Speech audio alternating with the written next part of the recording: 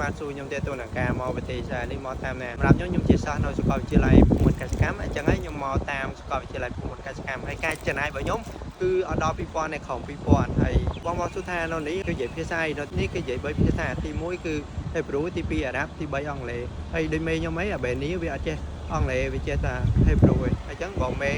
ការដែលគ្រប់គ្រងខ្ញុំហ្នឹងគឺជាជនជាតិអារ៉ាប់គាត់ចេះអង់គ្លេសខ្លះហើយគាត់ចេះហេប្រ៊ូអញ្ចឹងគាត់និយាយជាមួយនឹងមេហើយពេលខ្លះអ្នកនរគ្នាមកដល់នេះមិនបាច់ភ័យខ្លាចនឹងការនិយាយមេដោយសារតែយើងមកយូរទៅយើងចេះហេប្រ៊ូខ្លាចមេជេយើងជេវិញទៅខ្វល់ច្រើនពេកដោយសារតែនៅទីនេះ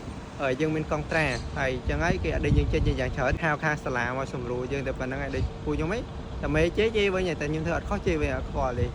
ពូយូរកាលរវៃគ្នាក៏មានដែរ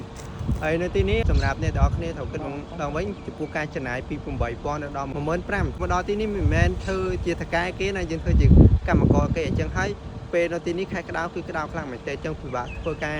ជំរាំបាន1000ញើសហូរដល់ក្តិតអាចចឹងនិយាយមែនទេតែបើខែត្រជាក់គឺអត់ទៅហត់ទេស្រួលធ្វើ